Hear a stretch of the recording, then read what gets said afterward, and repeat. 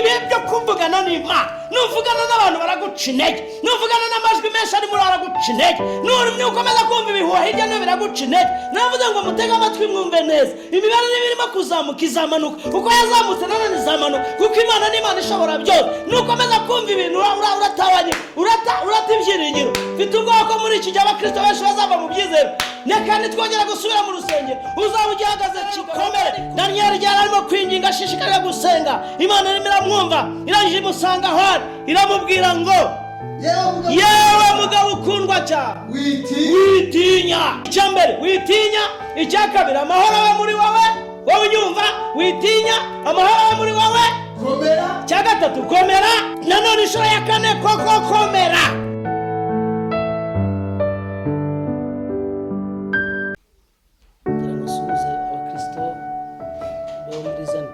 Celebration Center Nyagatare, aho muri aho ngaho mu Mago.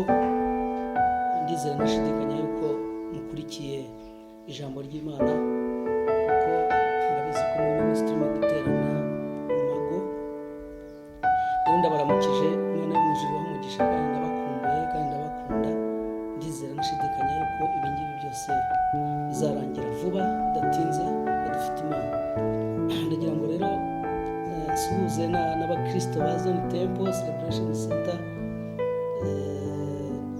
Nyagatare, bari i Kigali, bakomeje kudukurikiranaho muri mu mazu. Ndabakumbuye, igihe ni kirekire tutabonana, namwe ndabaramukije, kandi Imana y'umwijuru ikomeze kubakomeza kandi mukomeze kugira ibyiringiro. Ndasuhuza n'abandi bantu bose bankurikiranye, bazakomeza kunkurikirana. Mwese muhabwe umugisha n'Uwiteka.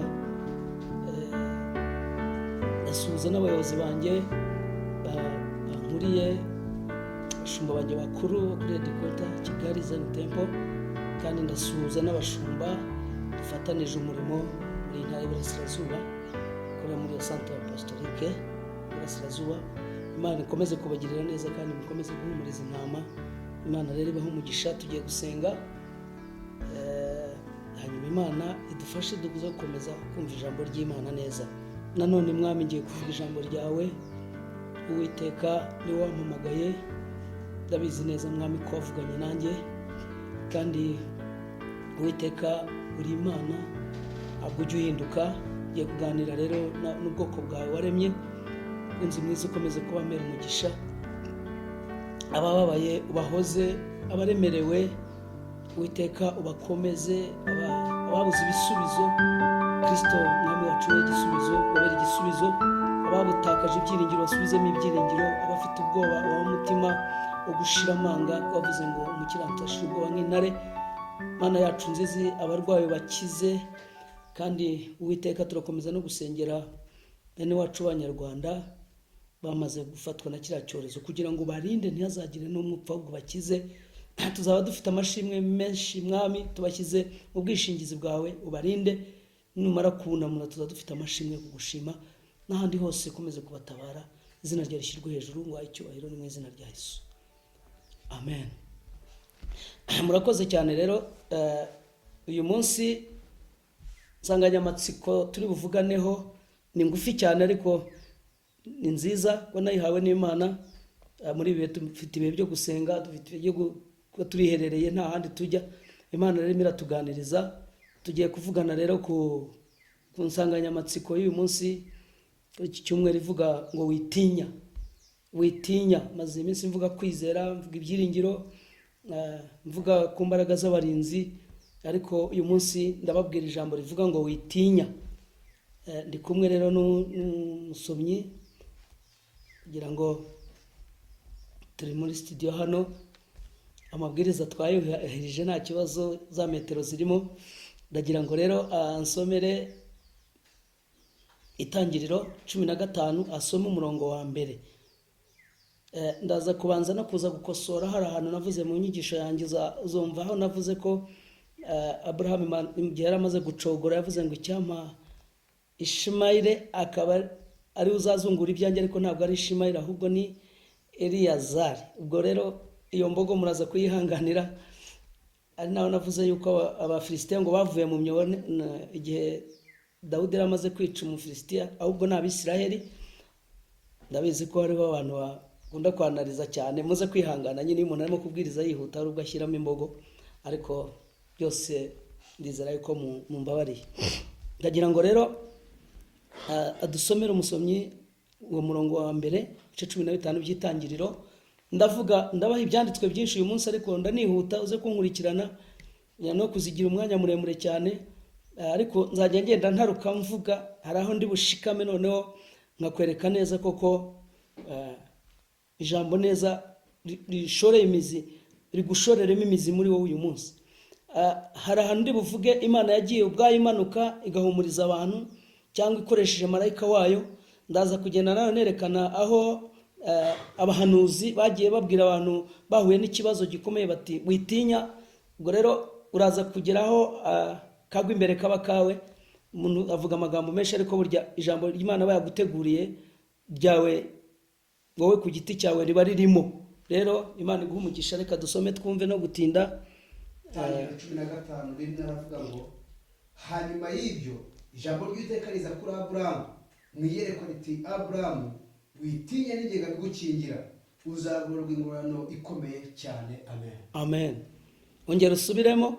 Hanyuma y'ibyo ijambo ry'Uwiteka riza kuri Aburahamu mu iyerekwa riti Aburahamu witinya n'ingenga bigukingira uzagororerwa ingororano ikomeye cyane.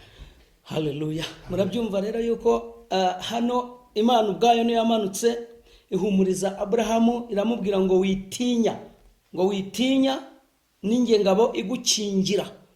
Ngo mu bice 12 murabizi ko nabivuze yari yahamagawe n'Imana, agenda atazi ajya ayobowe no kwizera, ariko mu rugendo iteka ryose umuntu wese agira ibimuca intege. Yarebaga agenda wenyine, Imana yaramusezeranyije ko izamuha urubyaro, akabona wapi. Imana irebye mu mutima wa Aburahamu ibona acitse intege, afite ubwoba. Ubwayo iramanuka iramubwira ngo rero Aburahamu witinya, wicika intege, wicogora, humura n'ingenga bigukingira kandi uzagororerwa ingororano. Muri uru rugendo rero duhura n'ibintu biduca intege n'ibiduteye ubwoba, ariko ndagira ngo mvuge kuri insanganyamatsiko y'umunsi ngo witinya, kuko Imana yahumurije Aburahamu, hanyuma akomeza urugendo kugeza igihe ageze ku butsinzi bwe n'isezerano rimusohoraho. N'ubu mujya mwumva ko dusenga ngo Imana ya Aburahamu na Isaka ni sekuruza w'abizera, kuko yakomeje urugendo. Rero yacitse intege, ariko Imana iramuhumuriza iramubwira ngo witinya n'ingengabo igukingira kandi uzagororerwa ingororano. Reka twongere dusimbuke tujye Itangiriro 20 ibice 21 n'umurongo wa 17. Nyuma dukomeza urugendo. Ndi ku ijambo rivuga ngo witinya, niyo mpamvu navuze ngo ndagenda ngwi ibyanditswe byinshi kandi ngenda nkwereka aho Imana yahumurije abantu n'itorero, aho yahumurije Abisirayeli. Turaza kugera no ku mwami wacu Yesu, hanyuma ijambo ry'Imana ribuze kugukomeza mu izina rya Yesu. Reka 20:17 baravuga ngo Imana yumva ijwi ry'uwo muhungu, ngo Imana yumva ijwi ry'uwo muhungu, marayika w'Imana ari mu ijuru, ahamagara Hagari, aramubaza ati ubaye ute Hagari, witinya kuko Imana yumva ijwi ry'uwo muhungu aho ari. Amen. Hano naho ni mu rugendo rutoroshye. Aburahamu rero yateranyije abantu. Reka hera ku murongo wa 14 tuhumve neza. Ahangaha ndahatindaho gatoya. Garuka haruguru usome ku wa 14. Aburahamu azinduka karekare, yenda umutsima n'imvumba y'uruhu irimo amazi, abiha Hagari, abishyira ku rutugu rwe, amuha n'uwo mwana, aramusenda, ava yazerera mu butayu bw'i Berisheba, ya mvumba ishiramo amazi, arambika umwana munsi y'igihuru cyawo, aragenda yicara amwerekeye, amuhaye intera nk'aho umuntu yarasa umwana, kuko yibwiraga ati uwo ni Hagari nyina wa Ishimayeli, ati ne kureba umwana wanjye apfa. Yicara amwerekeye, atera hejuru arira. Imana yumva ijwi ry'uwo muhungu. Noneho ngo marayika w'Imana ari mu ijuru ahamagara Hagari, aramubaza ati ubaye ute Hagari, witinya kuko Imana yumvise ijwi ry'uwo muhungu aho ari. komeza hepfo, haguruka byutsa umuhungu umufate mu maboko kuko nzamuhindura ubwoko bukomeye nabo. Imana imuhumura amaso, abona iriba, aragenda avoma amazi yuzuye yamvumba, ayaramiza umuhungu we. Nuko Imana ibana n'uwo muhungu, arakura, atura mu butayu, abumurashi rekera aho ngaho. Yesu ashimwe, haleluya. Noneho rero ndagira ngo murebe ikibazo nanone Hagari yari afite n'umuhungu we. Urabizi ko bari bamaze gusendwa, Abrahama amusenze, amuha n'impamba, kuko urugendo rwari rurerure. Noneho ngo amaze bagenda uko bakagiye, hanyuma amazi arashira, yari yamuhaye n'umutsima urashira, ikibazo kiba kiravutse, kugeza igihe nyina ari we Hagari yabuze uko agira, amushyira munsi y'igihuru. Ndagira ngo urebe icyo gishushanyo uko icyo gihe byari bimeze kuri Hagari. Sinzi niba wari waga umwuma, wishwe n'inyota n'inzara, wabuze ibyo kurya. Rimwe nigeze kugenda mvuga ubutumwa, mva ahantu hitwa Nyakivana nza n'amaguru nza ahantu hitwa Mororo, noneho ngeze ahantu hitwa Gafunzo, mpura n'ikibazo, ndasonza, ngira inyota. Hanyuma uyu muntu yaguye umwuma ashobora kunywa n'ibintu byose. Mbona amazi yo mu gishanga, nigenda ndapfukama, ari ibintu bisa n'umutuku biri hejuru y'amazi mabi anuka, ariko ko nari naguye umwuma, numva ngiye gupfa, ndabigotomera, numva ngarutsemo imbaraga. Urumva nanjye rwari urugendo rurerure. Ukuvuga rero ngo uyu Hagari yari afite ikibazo cy'uko wamusenze, kandi ni kuko byari isezerano Imana yarabwiye ngo ntago umwana w'inshoreke azahabwa isezerano n'umugeni na Isaka. Noneho igihe Aburahamu rero byashatse no kumubabaza, kubera ko Sara yaramubwiye ngo musende, murabizi muri iryo jambo. Arangije noneho Imana ibwira Aburahamu ngo byemere kuko niko bimeze. Hanyuma rero urumva Aburahamu yasigaranye agahinda, ariko Hagari we yajyanye agahinda kanini. Byarushijeho rero kuba ibibazo bikomeye, abuze icyaha umwana, ibiryo bishize, amazi ashize, abantu umwana agiye gupfa. Ni ukuvuga ngo wenda nkatwe nk'abadafite abana ntago babyumva, ariko nkatwe dufite abana, iyo umwana wawe arwaye, arwarira mu mutima wawe. Iyo umwana wawe ashonje akabura icyo kurya, wenda we wakwihangana, ariko iyo umwana aramuka avuga ati mpumugata n'icyayi, niyo byaba bidahari we n'umwana ntabyabaza. Rero uriya mwana urumva hari amajwi menshi ari mu matwi ya Hagari, kugira ngo ajye kumwitarura ngo ye kureba uko apfa, byari bigeze ku rugero rukomeye cyane. Noneho rero amushyira munsi y'igihuru, aritarura ngo ajye ahantu nk'umuntu yarasa umwambi. Urumva yagiye hirya ho gatoya, avuga ati nkomeze nitegereze ndebe ukuntu apfa, ariko yo gupfa ndeba mwegereye. Aho rero niho insanganyamatsiko y'umunsi ivuga ngo witinye. Hagari nanone yari azi ko byarangiye, we yamushyize munsi y'igihuru mu byatsi, aravuga ati umwana arapfuye, mu butayu nta mazi ahari, mu butayu nta mutsima uhari, mu butayu nta muntu undi butakira ngo aza ntabare. Urumva ari mu rugendo rutamworoheye Hagari, ariko ndagira ngo urebe Imana ko ari Imana nziza. Asubiye kuri uwo murongo wa 17, ndagira ngo nguhamirize ko Imana hari ubutayu, urumva n'amazi yabonaga, nta kintu cyari gihari, byari byarangiye. Niyo ngo n'Imana imanukira ikavuga ngo witinye. Nanjye ndavuze ngo witinye, kuko hari ibintu biba bimeze gutyo nkuko nabibabwiye. Ubutayu, amazi ntahari, ntahari bujye mu rutoki ngo ace igitoki, ntahari bugende ngo abona ifu y'akawunga agira umutsima aho umwana, ntahari bubona amata ngo ahita amuzanira, ntahari bubona umugati ngo ajye nta supermarket ihari, nta soko rihari aho ngaho. Ari mu butayu arimo aragenda, kandi impamba yashize. Hari ubwo umuntu ajya agenda akagera muri icyo kintu gikomeye cyane. Abantu bakunda kumbaza ngo kuki nkunda kwigisha ku bintu byo kwizera n'ibintu bikomereye abantu. Niko muhamagaro wanjye umeze. Nkunda kuvuga ku bintu by'intambara n'ubutsinzi bw'Imana, nkavuga no kwizera ko nzi ko Imana ari Imana ishobora byose, kandi nagiye mbona ikora ibimenyetso n'ibitangaza. Ndagira ngo rero nkurikiranye wumve, nahangaha turi mu mazu ushobora no kwibaza tusungu iherezo bizagenda gute, ariko ndagira ngo nkubwire ngo witinye. Ubu butayu twatewe n'iki cyorezo tuzabusohoka. Ntabwo Hagari yari azi yuko aho ngaho hashobora gupfumuka iriba ry'amazi, ntabwo yari abizi, ariko Imana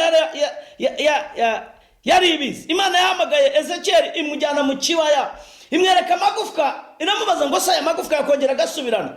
Ezekiyeli birenze ibitekerezo, aravuga ngo mwami ni wowe ubizi. Ni ukuvuga hari aho umuntu agera akananirwa, noneho tukabwira Imana ngo no, Ezekiyeli yabonye ayo magufwa yuzuye mu kibaya. Imana imubaje ngo se yakongera agasubirana, Ezekiyeli abona biramurenze, aravuga ngo Mana ni wowe ubizi. Nagira ngo nkubwire ntaga niko byari bimumereye. Yarebye hirya abona ubutari, areba imbere abona ubutari, areba iburyo abona ubutari, ashatse uwo yahamagara aramubura. None aravuga ati birangire ku mwana mushyire mu byatsi munsi y'igihuru, nitarura apfe birangire. Soma wumve rero. Imana yumvise uwo muhungu. Noneho ngo Imana yumvise buriya na Ishimayeli arimo kurira aboroga nawe kwinzara yari yamwishe. Ngo Imana yumvise ijwi ry'uwo muhungu. Marayika w'Imana ari mu ijuru ahamagara Hagari, aramaze tubayite Hagari. reka Imana igihe urimo kwitakira, reka Imana ikumve mu izina ry'umwami wacu Yesu. Aravuga ngo Hagari wayiki? Hagari yarariraga, nawe ushobora kuburira. Aravuga ngo wayiki? Niba urimo kurira, niba urimo guta, umva Hagari ko byagenze. Iramubaza ngo wayiki? Witinya kuko Imana yumviye ijwi ry'uwo muhungu, kuko Imana yumvise ijwi ry'uwo muhungu aharaho munsi y'igihuru. Haguruka byutsa umuhungu umufate mu maboko, kuko icyambere nzamuhindura ubwoko bukomeye. Reka uretse ho Hagari barazi ko Ishimayeli yapfuye byarangiye, yari yasenzwe, nta n'identite yari agifite, byari byarangiye. Iyo umuntu yasenzwe byari byarangiye, nta cyerekezo cyari cyabuze. Ariko Imana itungukanye ijwi rimubwira ngo humura, witinya, uwo muhungu nubwo ureba aryamye ahangaha agiye kwicwa n'umwuma, ariko nzamuhindura ubwoko bukomeye. Iteka ryose nabonye Imana igenda ikorera mu bibazo. Haguruka byutsa umuhungu umufate mu maboko, kuko nzamuhindura ubwoko bukomeye. Imana ihita ihumura amaso Hagari, ngabona iriba, haleluya, ngabona aragenda avoma iryo riba ryacukuwe n'Uwiteka. Ndagira ngo mubwire muri icyo kibazo kigukomereye, Imana yacukura iriba iruhande rwawe. Yesu ashimwe cyane. Biravuga ngo Yesu niwe soko y'ubugingo. Ndagira ngo mubwire ko Yesu ari aho ngaho. Biravuga ngo igihe Abisirayeli bagendaga bari mu butayu, ngo bagize inyota, ngo Imana ibwira Mose ngo nakubita igitare, ngo barangije birabatungura. Urumva nawe urutare n'amazi, ngo bakubisa inkoni, akubisa inkoni ku rutare, amazi aradudubiza. Ngo Isirayeli iramwishira inyota, ikomeza urugendo. Kandi ngo icyo gitare cyabakurikiraga cyari Kristo. Ndagira ngo mubwire yuko iruhande rwawe hari Kristo umwana w'Imana. Niba waramwizeye witinya. Noneho ngo akebutse hirya abona iriba afungutse. Ndagira ngo wakureba ibikuzengurutse. Hagari yarebaga ibimuzengurutse bisa naho bimugoye. Yamaze no gutanga, yamanitse amaboko ati umwana apfe, yamushyize no munsi y'igihuru hari bupfire. Nyamara ntabwo arazi yuko Uwiteka mu bihe nk'ibyo ngibyo yamutabara. Ngo ariko Imana yumvise kurira kwe. Ndibwira ko abantu benshi turimo gusenga aho gukomeza kujya mu bigambo, ahubwo dusenge, turire, tuboroge. Imana ni Imana yumva. Witinya rero. None ngo ahumuka amaso, ngo abona iriba, none aragenda afata yamvumba, aravoma, arangije arayuzuza amazi, akomeza urugendo. Ayamiza umuhungu aragotomera, yarazi ko agiye gupfa. Noneho Ishimayeli na nyina basubizwamo imbaraga, bakomeza urugendo. Rero ako ni akantu kerekana ko byari byakomeye. Iyo umwana yatangiye, ijambo nababwiye ko i Samariya igihe bari bagoswe bari batangiye kurya abana, ariko no muri icyo gihe Imana irakora. Muri ibyo yaravuze ngo na nyuma y'Ezeri irakora. Imana rero ishobora gukora ibiruta cyane ibyo wibwira n'ibyo utekereza. Nagira ngo ibitekerezo byawe ubigarure ku Mana, Imana ihishure, Imana igukore ku maso, Imana iguhumure nk'uko yahumuye Hagari. Iruhande rwawe hari igisubizo utareba. Reka twongera dusimbuke ko ndashaka kuba ibyanditswe byinshi. Ndavuga ngo witinya. Aha rero Imana yahumurije Aburahamu, kandi Imana nanone ihumurije Hagari. Reka turebe nanone Itangiriro 35:17. Witinya Hagari byari byarangiye, ariko Imana iramutabara, yumva kurira kwe. Kandi kandi akigumiwe. Umubyaza aramubwira ati witinya, ndi ku ijambo witinya, kuko uri bubyara undi muhungu, kandi mu ipfa rye ubugingo bwe buri mu igenda. Yita umwana Benoni, ariko se ahita abihindura amwita Benjamin. Rasheli arapfa, bamuhamba mu nzira. Rekera aho ngaho. Aha ni Rasheli na Yakobo nabo bari mu rugendo. Noneho haba ikibazo. Rasheli yari ageze mu gihe cyo kwenda gupfa. Noneho ngo yari afite inda, azi ko birangira ibunamuhitane. Noneho umubyaza aramubwira ngo witinye. Navuze ngo harubwo Imana ihumuriza, hari nubwo abahanuzi bahumuriza. Uyu ni umubyaza wahumurije Rasheli. Yari azi ko byarangira, avuga ngo agiye ati humura witinya, urongera ubyara undi muhungu. Biragaragara ko Rasheli yari yananiwe. Amubyaye yumvise ko amubyaye, ngo amwita Benoni. Bisobanurwa ngo ni umwana wo mu miruho yanjye. Ise yari araho hafi, yumva ashatse kumwitira umwana izina ridasobanutse, aravuga ngo yahubwo ngo amwita ngo Benjamin. Benjamin risobanurwa ngo uwo ni umwana w'ukuboko kwanjye kw'iburyo. Ba Benoni mumbabarire akundi bimeze, ariko urumva hari igihe uba ugeze mu muruho ukomeye, ariko hari uguhumurizwa gukomeye kuvuga ngo witinye. Umubyaza bwa witinye araje asunika umwana aramubyara. None ko yari yarushye, yahuye n'ibibazo, ashaka kumwita izina ridakwiye ngo ni umwana wo mu mibabaro. Byari gufata na Benjamin rikamukurikirana. Hari ibintu tugomba kujya tunahindura, ntitugapfe kwita abana bacu amazina. Tujye tubanza turebe bimeze bite. Hariho amazina ngewe rwose ntajya nkunda no kwemera.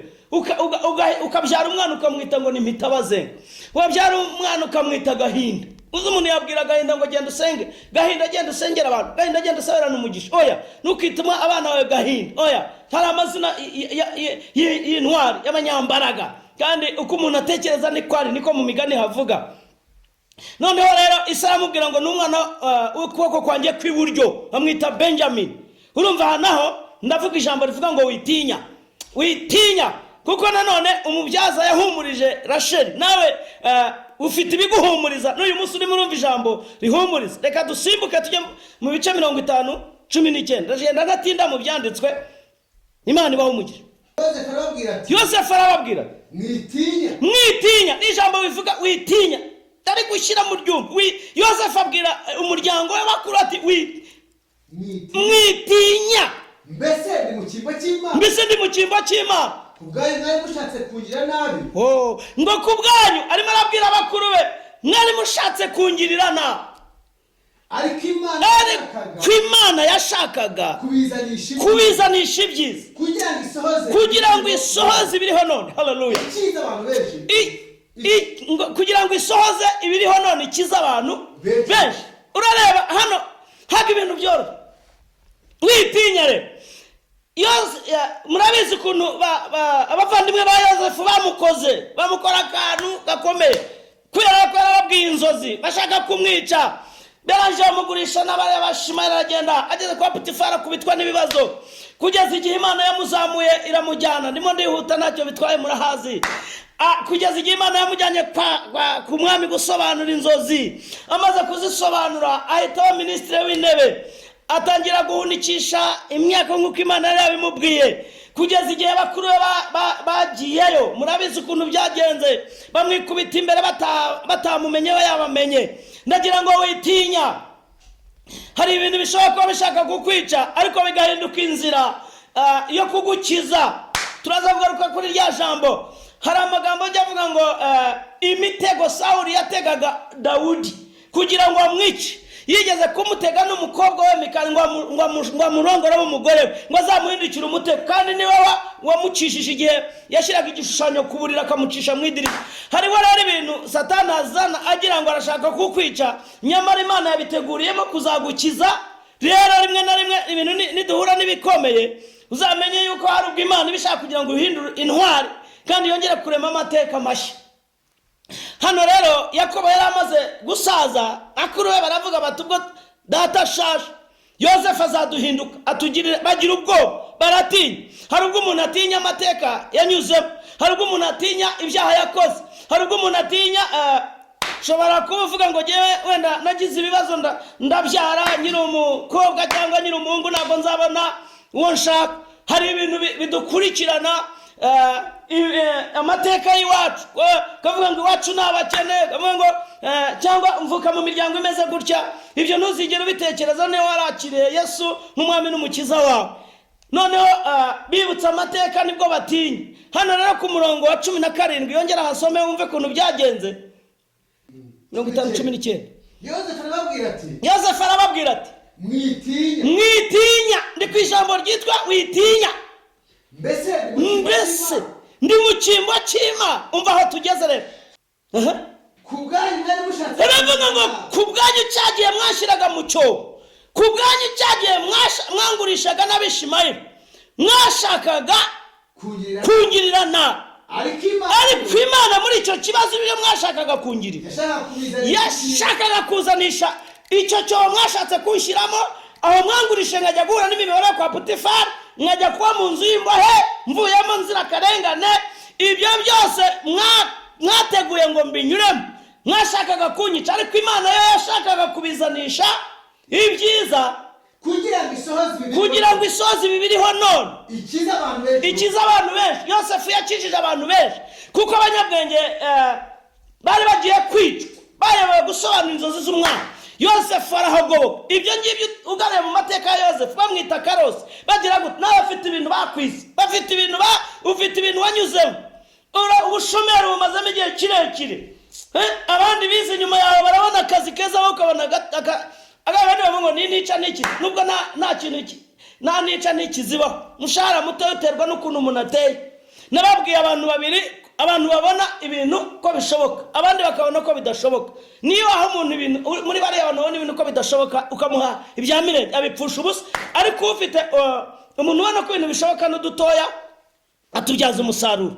Ariko ushobora kuba umushomeri, ushobora kuba warananiwe, ushobora no kuba ushaka no gushaka bikanga, wararambagije bikanga bakakubera ibintu byarakomeye. Ariko hari ubwo Imana ishobora kubizanisha ibyiza. Ndagira ngo uhumure rero witinya nk'uko Imana yabwiye Aburahamu ngo igukingira, reka Imana nayo aba ari kubera ingabo igukingira. Muri icyo kintu rero Imana ishobora kukizanishamo ibyiza ukita ikibi. Kwizera Imana ntabwo bimuhanye. Bibiliya ivuga ngo imitekerereze y'Imana iri kure y'imitekerereze y'abantu. Nk'uko iburasirazuba hiterura iburengerazuba, ni nako imitekerereze y'abantu n'Imana bihabanye. Ni ukuvuga rero niba urimo kunyura mu kintu gikomeye witinya. Noneho Yosefu arababwira ati nimuhumure, byari kugira ngo abantu benshi bazakire. Ndizera ko muri icyo kintu urimo Imana ishobora kukizanisha ibyiza, kuko njya mbona ibintu nanyuzemo. Iyo haje ari ubwo ikigeragezo cyiza, kubera ko mfite ibintu biremereye nanyuzemo, nakireba nkagiseka nkakibwira wowe rwose uri ubusa kuri jye, kuko nkahita nibuka bya bindi nkabihindura inkoni yo gukubita ibyo ngibyo binjira uruhande yako kanya. Reka dusimbuke nanone tugere mu Kuva 14:13. Ndimo ndashaka kubereka bene data mu nkurikirane. Ijambo rivuga ngo witinya, kuko hari ibiteye ubwoba, hari ibitinyishije abantu. Hari buriya butayu bwari butinyishije Hagari. Hari Aburahamu yari atinye ko agenda ari incike. Hari bene wabo, bene se wa Yosefu bizeraga, bibutse ibyo bari bakoreye muri umuna wabo. Ibyo bikabatera ubwo, ari byo twanyuze mu bidutera ubwo. Hari amateka y'igihugu adutera ubwo, ugasanga ibintu bitugiraho ingaruka. No muri iki gihe iyi virusi yateye abantu ubwo. Ariko witinya hirya y'iki kintu hari dutegereje imbaraga z'Imana. Reka turebe nanone Kuva 14:13 avuga ngo Mose asubiza abantu ati mwitinya mwihagarare gusa murebe agakiza Uwiteka ribazane uyu munsi, kuko abanyegiputa mwabonye uyu munsi mutazongera kubona ukundi. Mose yakoresha ijambo rivuga ngo witinya. Mu rugendo rw'Abisirayeli bahuye n'ibica intege. Haleluya. Noneho ngo bari bagiye mu gihugu cy'amasezerano. bari barabonye ibitangaza Imana yakoze mu Egiputa. Nawe wabonye ibitangaza byinshi, witinya. Witinya nshuti yanjye, witinya. Ubundi intwaro Satani akubitisha bizera cyangwa n'abantu bizi n'ubwoba. Witinya rero, niba ufite ibyo wabonye cya kindi Imana yakuvanyemo, n'iki ngiki kizakigusohora. Witinya aho wicaye inyumba, humura witinya. Niba utarabyara warashatse uzabyara mu izina rya Yesu. Witinya, niba ushonje witinya ejo uzahaga. Noneho bari barabonye ukuboko kw'Imana, babonye Imana, babonye amazi ava mu bitare, ariko bari bahuye n'ikindi kintu gikomeye bageze ku nyanja. Ngo inyuma hari imisozi, hirya no hino hari imisozi, iburyo n'ibumoso hari imisozi. Bibiliya ivuga ngo Farawo abatuze, ingabo za Farawo zari zifite amagare yihuta. Mwibuke ko Egiputa y'icyo gihe yari igihugu cya super power, yari ikomeye nka Leta Zunze Ubumwe za Amerika muri icyo gihe. Farawo rero afite ingabo zikomeye cyane, arangije ahita ababwira mugende none mubamare, nicuje impamvu nabarekuye. Noneho bageze ku nyanja, barebye inyuma babona ingabo za Farawo zirabatuze, barebye hirya babona imisozi, barebye hirya babonye imbere inyanja, babura inzira. Nawe ushobora kuba hirya yawe ari imisozi, inyuma yawe ari umwanzi, hirya no hino imisozi, imbere inyanja. Ni ibintu bijya gusa nabyo mbabwira. Ariko witinya nogera ndabivuga shira gatatu, ndavuze ngo witinya, kuko bari kumwe n'umugabo wizera Imana witwa Mose. Subira muri umurongo wa 13. Mose asubiza abana ati mwitinya, mwihagararire gusa, murebe agakiza Uwiteka ribazanira umunsi, kuko abanyegiputa mwabonye uyu munsi ntabwo muzongera kubona ukundi. Haleluya. Ndagira ngo nguhamirize, humura witinya. Witinya uri kumwe n'Imana. Mose yarazi Imana ye, ndetse amaze kurekura iryo jambo, Imana yamubwiye ngo niki gituma untakira, bwira Abisirayeli bakomeze bagende. Nubwo inyanja yari ihari, bibazaga aho banyura bikabashobera. Nawe ushobora inzira kubinyerera kandi ukabura inzira, ariko komeza ugende mu izina rya. Witinya, komeza ugende, wivuga ngo ndanyura hehe. Imana ifite igisubizo. Kubaho kwawe ntabwo uri impanuka. Imana yakuremye ibizi uko wavutse kose, umuryango wavukiyemo wose, ibyo urimo kunyuramo byose, igihugu cyacu Imana yaduhaye. Ndagira ngo mbabwire ngo mukomeze urugendo mwitinya. Mwitinya, witinya. Barangije basubizwa mu imbaraga. Imana ibwira Mose ngo rambura inkoni yawe, ngo amazi ahita yigabanyamo kabiri, Isirayeli irambuka. Icyo utazi n'icyo udatekereza mu kanya gatoya cyakubaho. Witinya. Reka dusimbuke tugende 23:17. Witinya.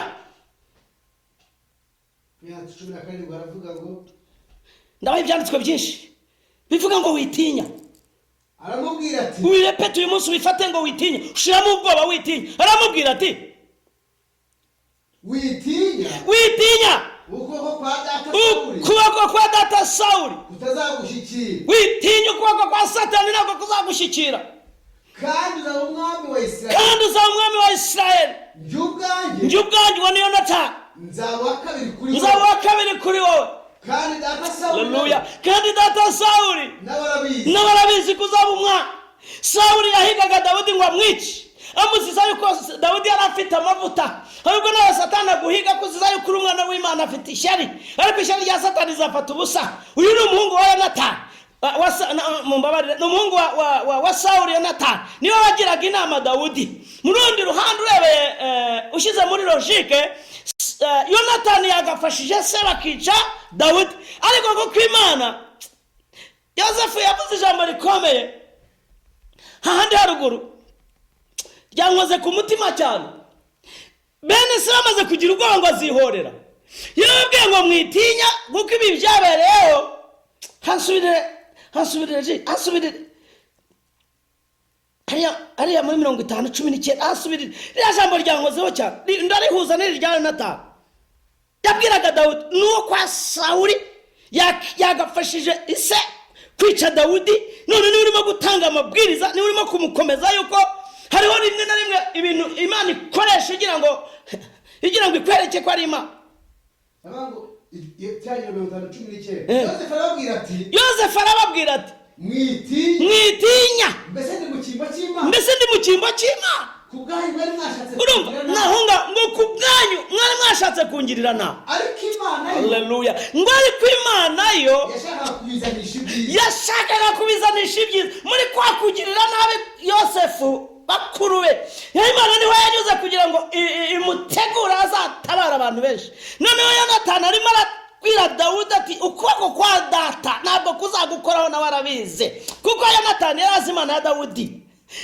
Ushobora kuba ufite Sawuli uguhiga muri iki kuri aya manywa, ariko ngira ngo uhamirize niba warizeye Imana,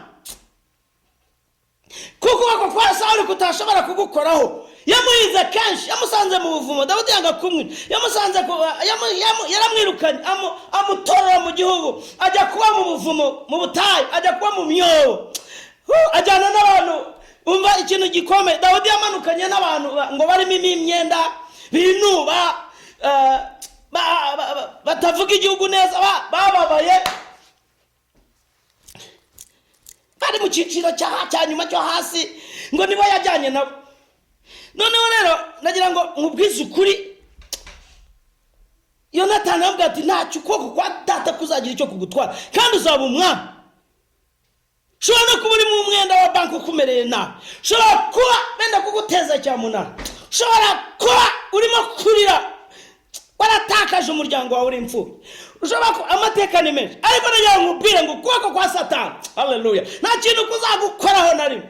Satani yagiye amiga kera kuboko kw'Imana kukamvanayo. Icyama wowe uneze amatwi ngo ukuboko kw'Imana kugufateho. Imana yabereye Isirayeli amagare n'amafarashi, ibanyuza mu nyanja babakurikiye bagwamo. Yo, Imana ni igitangaza, witinya. Ndagenda ndavuga ngo witinya, humura. Dawudi ntabwo ukuboko kwa Sawuli kwigeze kumukoraho na rimwe, kandi yamuhize inshuro nyinshi. Nawe ufite ibyo ugiye usimbuka, wasimbutse impanuka, wasimbutse ubuhunzi, wanyuze mu bintu byinshi, ariko witinya. Kiriya kiguteye ubwoba wigitinya, twizera Imana ishobora byose. Reka tumanuke nanone tujye mu Bami ba kabiri 6:16. Mwitinya. Ibi ni ibyanditswe bivuga ngo witinya. Ni kenshi muri Bibiliya harimo amagambo witinya inshuro nyinshi. Nzakora ubushakashatsi nyabare nzayababwira, ariko witinya. Abami ba kabiri 6:16 haravuga ngo aramusubiza ati witinya, kuko aba turi kumwe ari benshi kuruta aba turi kumwe, kuruta abari kumwe nabo. Uwo ni Elisa, haleluya. Mugaragu wa Gehazi yarabyutse asanga ingabo z'Abasiriya zagose, ajyaga zibarwanya cyane, kuko bajyaga bapanga urugamba. Imana ikabibwira Elisa, akabibwira umwami, bakabigenzura bagasanga nibyo, kugeza igihe umwami yavuze ngo ariko nta muntu uri muri twe tumenera amabanga, akayabwira umwami wa Isirayeli. Umugabo aravuga ati oya, ahubwo hari umuntu w'Imana witwa Elisa uvuga ibyo umwami yavugiye ku mureri. Haleluya. Elisa, umwami aravuga ngo none mugende mumufate. Barazinduka baragenda bajya kumufata. Gehazi abyutse, umukozi wabyutse, umugaragu we giye guteka icyayi, sanga ingabo zagoze, aravuga ati karabaye, turashize. Hari ibintu bikugose bimeze nk'amagare n'amafarashi bya Siriya. Ariko kubera ko Elisa yari yarageze mu rwego rwo kwizera Imana, aravuga umugabo waje afite ubwangura ngo witinya, siko bivuze ibyanditswe, ngo kubera yuko ingabo turi ngo witinya, kuko aba turi kumwe ari benshi kuruta bari kumwe nawe. Ndagira ngo nkubwire ko ingabo z'Imana ziri kumwe nawe ziruta izo ngabo ziguteye. Haleluya. Ndagira ngo mbabwire ngo iki cyorezo kirimo kwica abantu, hirya hari Imana ishobora byose, ishobora guhindura ibintu. Abantu bashobora no kwibwira ko kiri bumara abantu, ariko ntabwo kiri bumara abantu. Witinya rero, uri kumwe natwe, izi ngabo ziri kumwe natwe ni nyinshi cyane. Ndetse hepfo yarasenze, arabwira Imana ngo kora ku maso ye ahumuke nk'uko Hagari yahumutse. Ibi tubimenye iyo twamaze gukorwaho n'Imana tugahumuka, niyo dutinyuka nidutinye nitugire ubwoba ngo mukoze ku maso Uwiteka, Imana igukore ku maso witinye ngo cyaza agiye konona amafarashi y'umuriro agose urugo rwa Elisa. Nkunda ijambo ry'Imana. Elisa ngo yarasohotse aragenda ava murashakana turashaka Elisa abantu muze mbere ngo abajye ngabwira Imana ngo humiza ingabo ngo ako kanya Imana irazihuma. Imana ihume izo ngabo zari ziguteye mu izina rya Yesu. Mana we cyamba Imana ukanyumva. Imana yagiye ihuma ingabo nyinshi zari zine. Imana ihuma ingabo nyinshi ziguteye ngo Elisa abajya imbere abashira umwami wa Isirayeli ngo hageze ingabo za Isirayeli zira ngwerongera arasenga ngo humura ingabo zabanze ngo zirareba zisanga zigoswe n'ingabo za Isirayeli ngo umwami abaza Elisa ngo databuja ngo mbatsinda. Aravuga ngo ya ngo mwafashe mbere ntabwo mumwica ngo ahubwo bagaburire aho itoro ntabwo tujya duhora ngo bagaburire noneho ubareke bagenda. Hanyuma ngo arabagaburira barangije baragenda. Biravuga ngo uhereye icyo gihe Imana imaze gukora ibyo ntabwo bongeye gutera mugaragu w'Imana.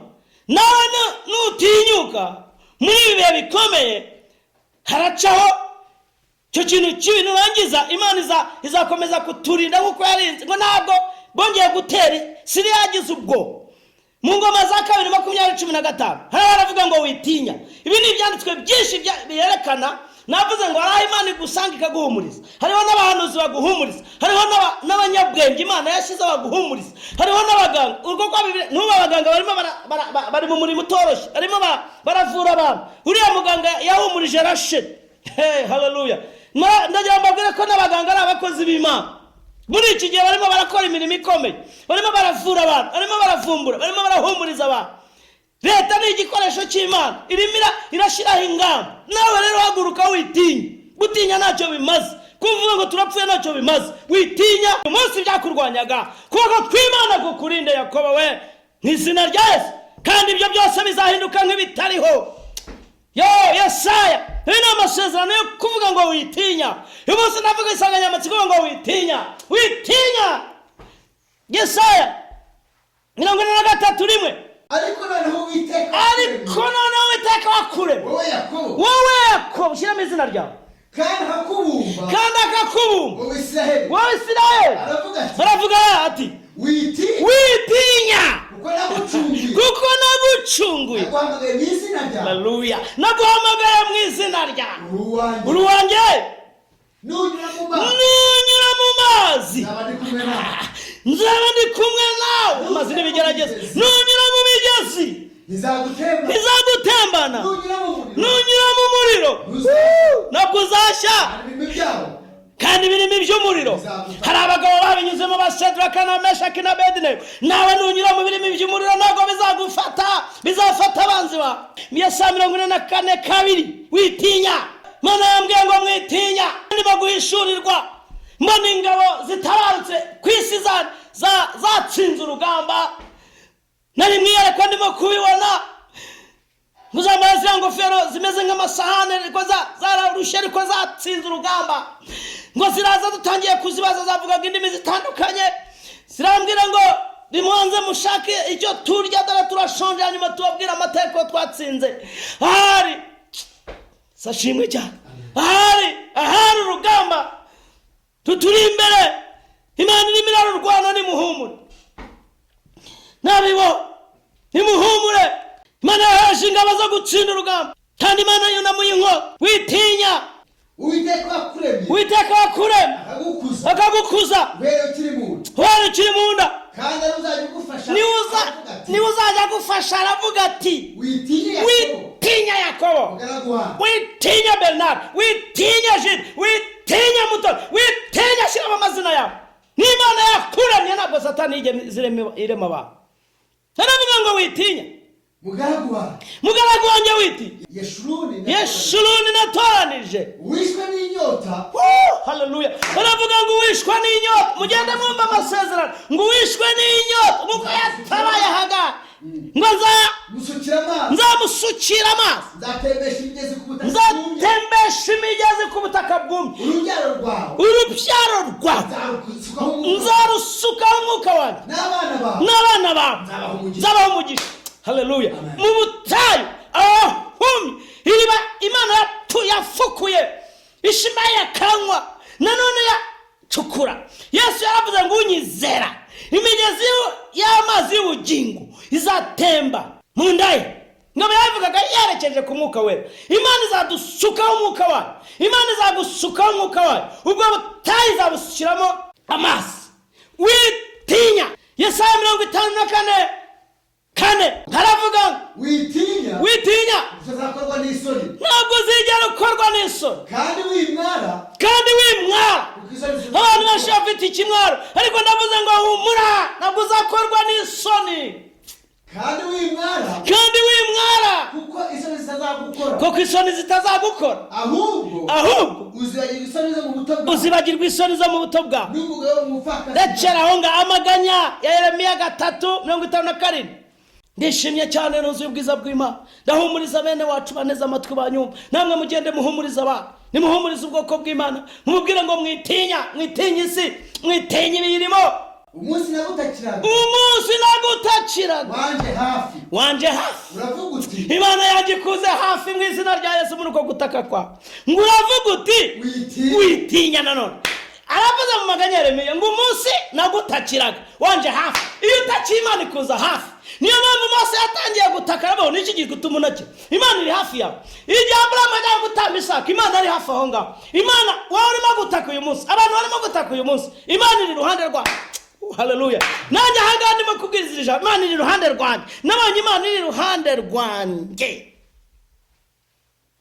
Nabonye Imana.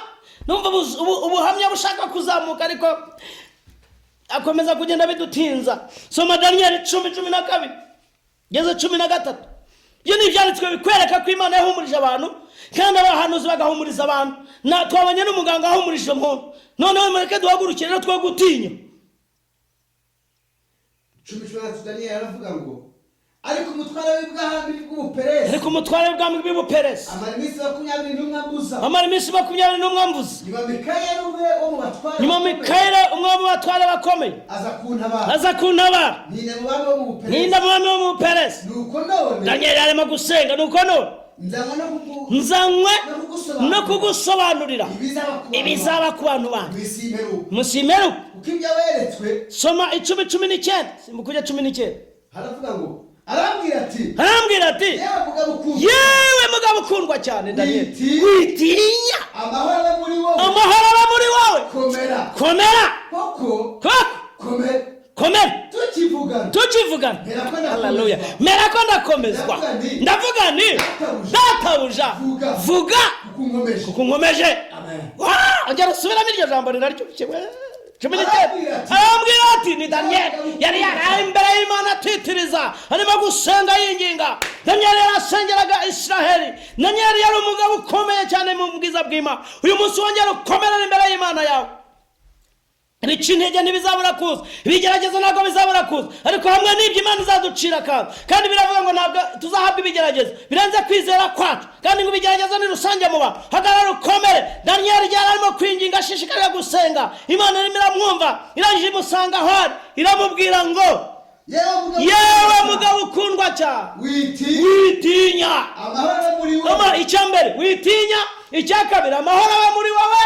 Wowe unyumva, witinya, amahoro aba muri wowe. Cya gatatu komera. Nanone inshuro ya 4 komera. Tukivugana. Noneho ngo Daniel akivugana na marayika w'Imana. Haleluya. Ngo mera ko ndakomezwa. Reka Imana igukomeze. Noneho ngo ndavuga ni databuja kuko nkomeje. Uyu muri ibi bihe ni ibihe byo kuvugana n'Imana. Nuvugana n'abantu baraguca intege, nuvugana n'amajwi menshi ari muri baraguca intege, nukomeza kumva ibihuha hirya no biraguca intege. Navuze ngo mutege amatwi mwumve neza, imibare n'ibirimo kuzamuka izamanuka, uko yazamutse nanone izamanuka, kuko Imana ni Imana ishobora byose. Nukomeza kumva ibintu uratabanye, urata ibyiringiro. Mfite ubwoko muri iki gihe abakristo benshi bazava mu byizero, kandi twongera gusubira mu rusengero uzaba ugihagaze kigaba, ahubwo hari kubye kabiri. Ubwo Imana yagukomeje ukomeza abana. Niko Imana yabwiye Petero ngo Satani yabasabye ngo bagosore nk'uko umubibyi umugosoza agosora amasaka. Nishyiramo akantu mbivuze mu mutwe mwihangane. Ariko ngo nagukomeje ngo nuhindukire ukomeze n'abandi. Nawe komera, shikama. Amavi yawe yaratenebutse, amaboko yaratenebutse. Yabwire ngo komera. Mose yigeze kurwana urugamba.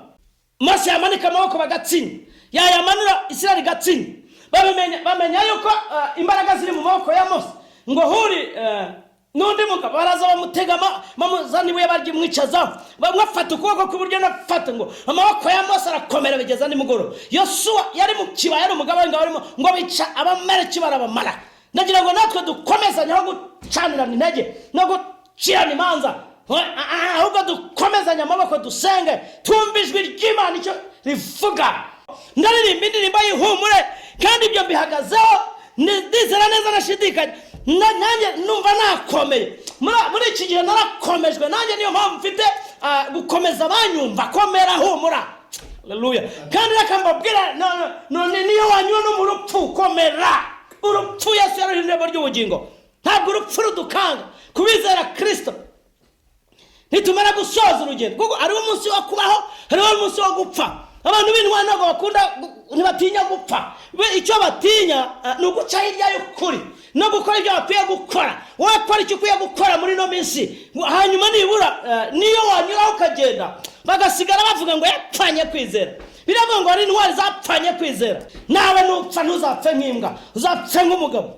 Komera, shikama. Ngo Daniel amaze kumva bavuganye n'Imana arashikama. Yaratewe ubwoba n'ibihe arangije arakomera. None abwira Imana ngo ivuga rumwe. Tujya muri Matayo 14:27. Komera, witinya. Ngo ariko uwo mwanya Yesu avugana nabo aravuga ngo nimuhumure ni jyewe mwitinya. Haleluya. Nanjye mpagararanye na marayika ukomeye iburyo bwa nibabwira ngo mwitinya nimuhumure. Imana yamaye kwizera ngo uwo mwanya hatabigishwa be ngo bikire mu bwato ngo bageze hakurya ngo mara gusezerera aba amaze gusezerera aba aragenda azamuka umusozi wenyine ajya gusenga Kristo umwana w'Imana. Namwe niba muri ibintu bikomeye mujya gusenga bwari bugoroba ariyo wenyine ngo ari ku bwato bugeze imuhenge butereganwa n'umiraba kuko umuyaga wari waturutse imbere nuko mu nkoko ngo aza aho bari agendesha amaguru hejuru y'inyanja. Yesu we ngo abigishwa bamubonye agendesha amaguru hejuru y'inyanja bahagarika imitima batakishwa n'ubwoba bati ni umuzimu. Ariko uwo mwanya Yesu avugana nabo arababwira ati nimuhumure ni jyewe Yesu umwami wacu turagutumiye mu mahanga yose nk'uko wagenze hejuru y'amazi ugende hejuru y'iki cyorezo kituvire mu mahanga tuvuge ubutumwa bwiza. Bari batinye, bari bagize ubwoba, nawe ushobora kubutinye. Ntabwo ari ibi byonyine njya mvuga, n'ubundi iki kitaraza hariho n'ibindi, ariko witinya. Petero asubiza Yesu. Bamaze kumenya yuko ari Yesu, bari bagize ubwoba. Rimwe na rimwe iyo umuntu yavuye ku Mana ikizakubwira ko watashutse mu nshingano za uzatangira gutuka Imana cyangwa uyitinya ntege nkeya.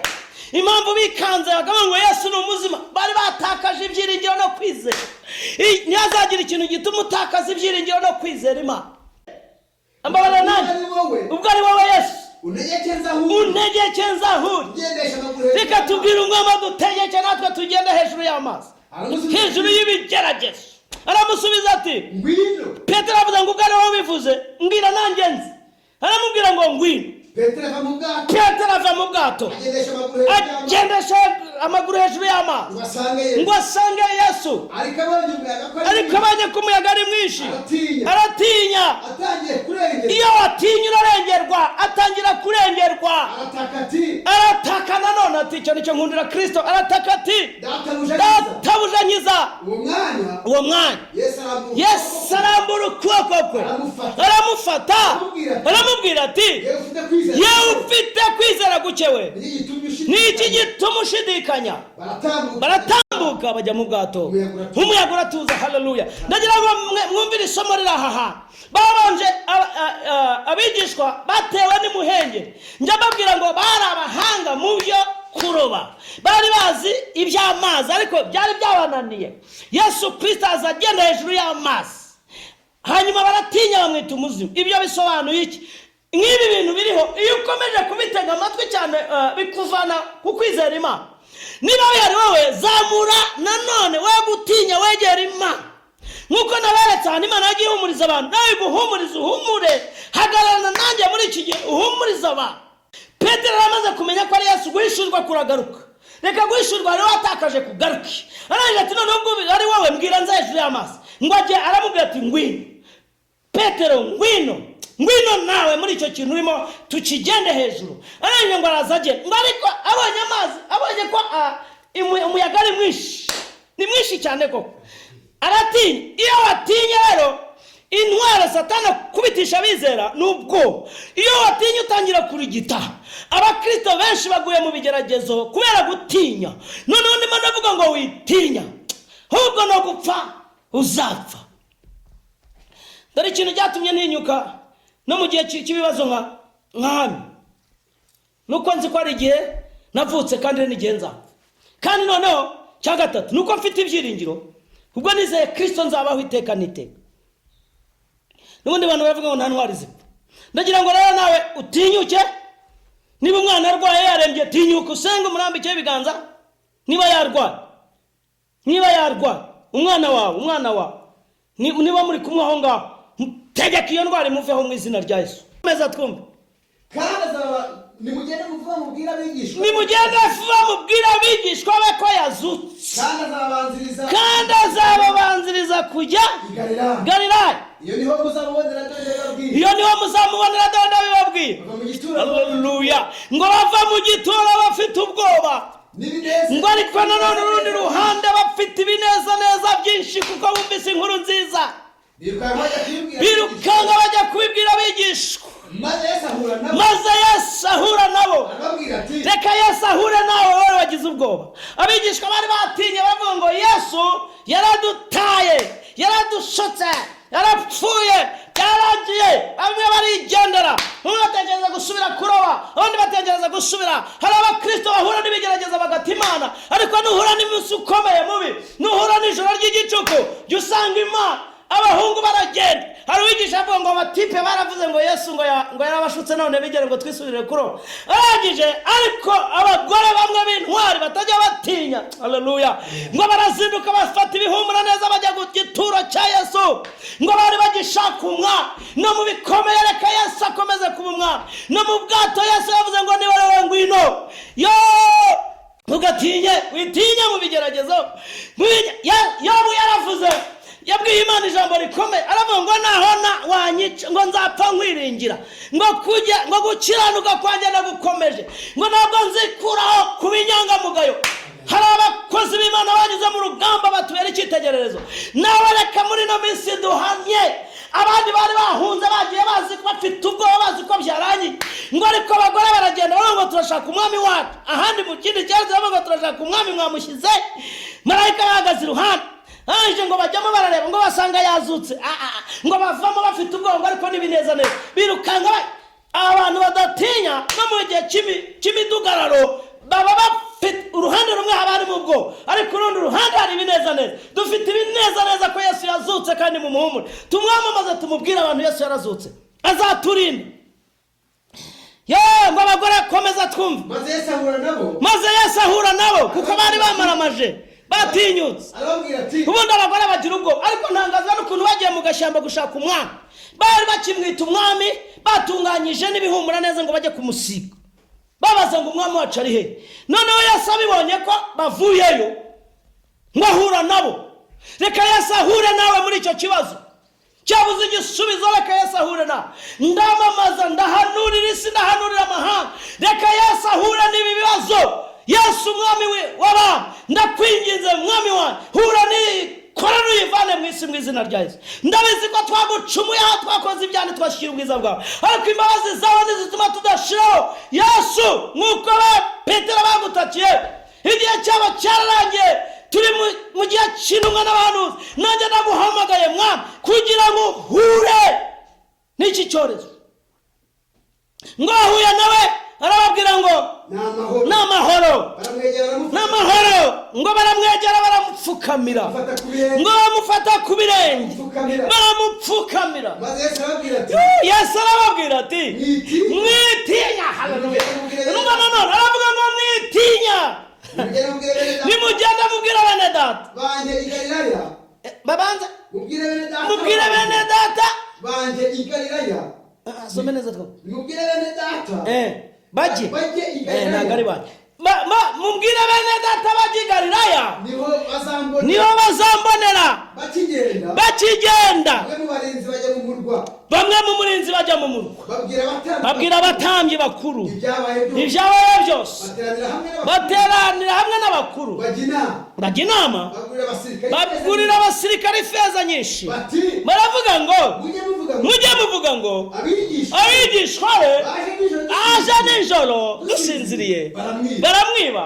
Ariko buretse ngo umutegeka gakure, umutegeka naramuka byumvise tuzamwemeza namwe tuzabakiza amakuru. Nguko bashakaga kongera kubizamo umugambi w'Imana, ariko Yesu Kristo yarazutse ni muhumure. Haleluya. Reka mberekere ari ikintu gishekeje hano cy'aba basirikare. Bundi bari basanze Pilato baramubwira ngo nashake abasirikare bamurinde batazaza kumwiba bigishwa. Noneho abantu bakayabakuru tuko bari barayobye, ngo bashatse abakomanda, kandi misiyo y'abasirikare bari bahawe yari ukurinda ngo abigishwa batazaza. Nangazwa cyane n'ukuntu bivuguruje, bakavuga ngo abategetsi bakavuga ngo bashaka kubishahisha umugambi w'Imana. Satani ntabwo azahisha umugambi w'Imana ngo abishobore. Ibyorezo ntabwo bizakuraho umugambi w'Imana. Indwara n'intambara ntabwo bizakuraho umugambi w'Imana. Impuha ntabwo zizakuraho umugambi w'Imana. Ubukene ntabwo buzakuraho imigambi w'Imana. Wikwegamira ibyo bintu, Imana ni Imana. Kandi yaduhaye Yesu yarazutse. Baravuze ngo babaha amafaranga menshi, baravuga ngo yarazutse, ngo nako ngo abigishwa baje basinziriye babiba. Aba bakomando bari bahawe misiyo, bishoboka bitaye uko bigi. Hunda abasirikare bari no ku burinzi ntabwo baryamo, n'uyu umwe afashwa n'igitotsi undi abareba. Ntabwo rero byumvikana, bashatse kubuza umugambi w'Imana. Yesu ariko yarazutse. Arabavuga ngo ndetse bari abagabo nibo bagiye batangira kwamamaza ko Yesu yazutse, n'abandi bataravuga ubutumwa. Hari abantu bazatuvugira ubutumwa, haribwo n'ibigeragezo nabyo bivuga ubutumwa. Abantu baranze Imana bakagarukira Imana. Wari uzi yuko ibyo ntabwo byanditse ngo abandi basirikare babonye bari abakomando barinze imva ya Yesu, ko bari bahaye amafaranga menshi ngo umutegetsi atazabimenya akabica. Abandi bakabona batangiye kuzamura amazu, abandi bakabona batangiye kugura ibindi bikoresho. Bakabasesha byagenze bite ko duhemba umushahara ungana bya, bakabwira mushuti we ngo humura ngo Yesu yarazutse ariko byageze, akamwibira. Buriya baravuga ngo ubwira nkunzi akabwira hoho akabwira hohose. Abasirikare bari abamamaje Yesu batazi ko arimo kumwamaza, ati impamvu reba nazamutse bampaye ibifaranga byinshi. Udakagenda akabibwira ati bahata yarazutse ntabwo abigishwa bamutwe. Ndagira ngo rero nkubwire uhumure, Yesu yarazutse, Imana ni Imana. Igihe turimo kunyura muri ibi bintu, insanganyamatsiko nta bindi busobanuro mfite ni witinya. Nagiye nkwereka ahantu henshi Imana yagiye ihumuriza abantu. Marayika akoresha ubundi marayika, ubundi gakoresha abahanuzi, ubundi gakoresha abaganga, ubundi yakoresheje Kristo umwana wayo. Ndagira ngo rero twongere dusubiremo ibyiringiro byo kudatinya, dukomeze urugendo, dusenga ubudasiba. Igitondo cyiza cyane tuzaba twasubiye ku nsengero dusenga, abantu bazasubiye ku mirimo yabo. Umujyi wa Kigali abantu bazaba bagenda, imijyi yungirije Kigali abantu bazaba bagenda, abantu bazakora. Turimo gusenga ngo batazapfa n'umwe keretse inkuge, kandi mugire kwizera. Niyo hagira umuntu utabaruka agataha, dusabe Imana kugira ngo azatahe yongeye kwihana, yagaruye ibyiringiro, kuko Imana ishaka ko abantu bose bihana bakamenya ukuri. Imana yanjye rero nkorera niringira ubugingo buraho bw'Imana itabasha kubeshya, yasezeje abayikunda. Ikugenderere muri iri jambo, igukomeze baboneza amatwi, kandi muzakomeza muri gabane n'abandi. Tuzakomeza kuganira nanone kuwa kabiri no kuwa kane nk'uko amateraniro asanzwe. Tuzakomeza kubagezaho ijambo ry'Imana. Komeze mu bihane muhana ubwo butumwa, hari n'abandi bakozi b'Imana benshi barimo guca ku macano menshi atandukanye no ku mbuga nkoranyambaga zitandukanye. Mukomeze mwebwe mutega amatwi ijambo ry'Imana aho muri, mwe gutentebuka. Nababwiye ko hari ibintu bibiri Imana idashobora kubeshyiramo kutajibeshya. Ni indahiro yayo yarahiye Aburahamu, hanyuma imuha n'amasezerano. Hari amasezerano, hari n'indahiro Imana yarahiye kandi irabikomeje. Kandi Imana niyo kwizerwa. Imana ibaho umugisha, Imana irinda imiryango, Imana irinda amahanga, Imana irinda umugabane wa Afurika, Imana irinda igihugu, kandi Imana irinda itorero ryayo, irinda abakozi bayo. Izina ry'Uwiteka rishyirwe hejuru. Kandi dukomeze gukurikiza amabwiriza, amasuku, kwirinda kwegerana, habemo ya metero batubwiye. Igihe bavuze ngo abayobozi bavuze ngo nimwe muri mu mazu, mwe kwijujuta ahubwo musenge kandi muhumure, mwe gutinya icyago. Imana iragishyiraho iherezo. Asigaye dukomeze kugubwa neza. Nanjye munsengere kugira ngo mpabwe kuvuga shize amanga,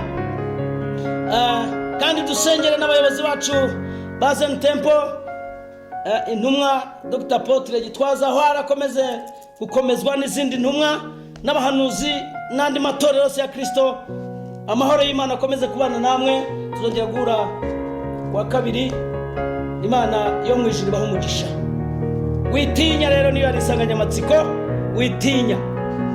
Mana y'imbabazi nyinshi, ngo icyubahiro kuko uri umwami wanjye n'umukiza wanjye. Kandi Kristo nk'uko waje mu gicuku abigishwa batinye, dore abantu benshi bagize ubwoba, dore abantu benshi bahagaritse imitima. Iyo mpamvu intumwa zatatse kababwira ngo bitinya ni wowe Kristo wacunguye isi, wabaye igitambo gikomeye. Maraso yawe yaramenetse kugira ngo ababambwe babamburwe. Wishyizeho imibabaro yacu n'intimba zacu. Ayi mukunzi wanjye ndakwingize kugira ngo ufate ingabo nini n'into kuri icumu ryawe mu ntagara, maze wunamure inkota tukuramye. Abana bawe baracecetse, abaramyi ntabwo bakiramya by'ukuri bikwiye. Amateraniro ntabwo ahari. Mwami wanjye ubuzi bwahagaze. Uwiteka abantu bawe bafite ubwoba, ariko ndasenga kugira ngo unamure inkota, ukuboko kwawe guhana umwanzi wateye aricyo cyorezo cya corona. Mwami wanjye wice virusi yose.